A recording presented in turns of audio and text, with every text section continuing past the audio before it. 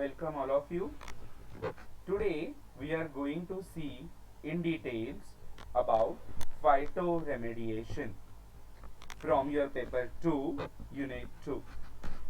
As you can see here in the diagram, the technique phytoremediation is related to the removal of something from the roots, something from the leaves.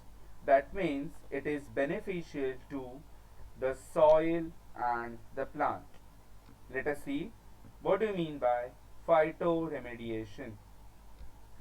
Phytoremediation is a green solution where plants are utilized to remove the contamination and toxic substances from the soil, which helps the improvement of soil microorganisms to make the soil more fertile.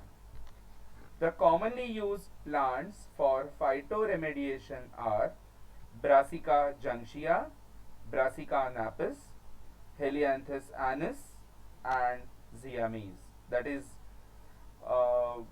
corn. Now, what are the advantages and disadvantages of this process? Phytoremediation is applicable to remove both inorganic as well as organic substances. It can be applied to the site where toxic material is present. It reduces the amount of waste generated during the process of intoxication. It does not require any expensive equipment or any specialized skilled personnel. Phytoremediation is cheaper than conventional bioremediation process. Now, what do you mean by bioremediation? Bioremediation is a process where microorganisms from soil, water are used to remove the toxic compounds. Phytoremediation is easy to implement and maintain. Plants are renewable sources and hence they are easily available. This technique is environmental friendly and socially accepted. It is less noisy, that is, it doesn't create any kind of air and noise pollution. But as you can see, there are certain disadvantages too. The first advantage is the elements which are below the rhizosphere are not accessible by the plants. That means the toxic compounds which are far at the reach by the roots, which is far away from the roots where they can reach, they cannot be removed, they cannot be repaired by the plants. The management of plants after the phytoremediation becomes difficult. The growth of plant becomes slower because it is toxic environment.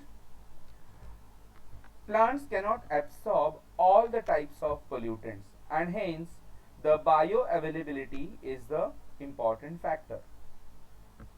Plants cannot be planted at every site, so it is a region specific.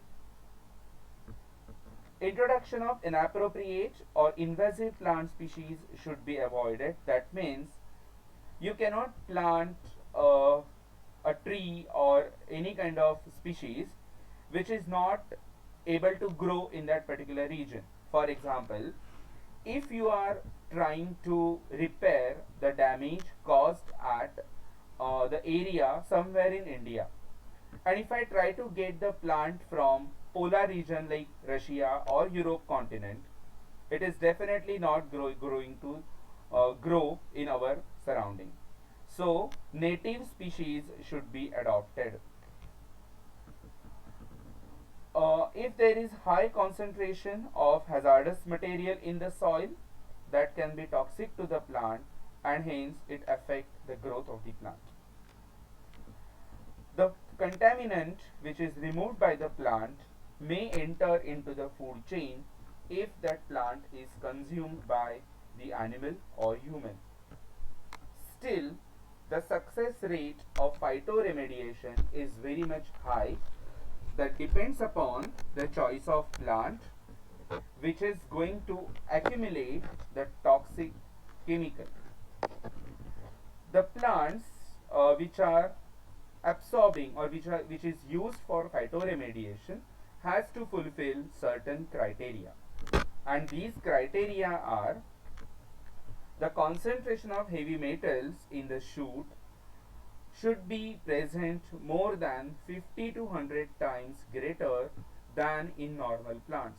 That means the plant must absorb the hazardous material at far greater quantity.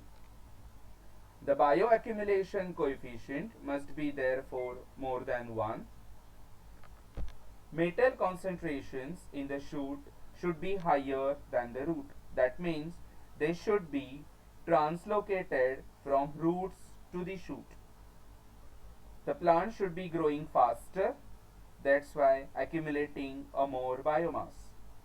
It should be easily grown as any kind of agricultural crops, and it should be fully harvestable. If these criteria are fulfilled by the plants, then and then only the plants are used for phytoremediation.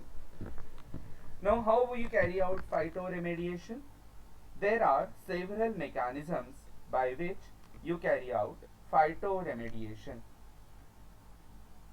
Phytoextraction or phytoaccumulation, then phytotransformation, phytostimulation.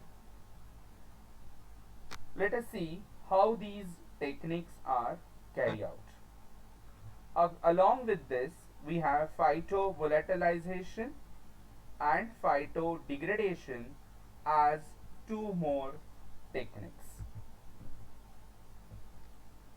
In next class, we shall see each of these techniques in details. Thank you.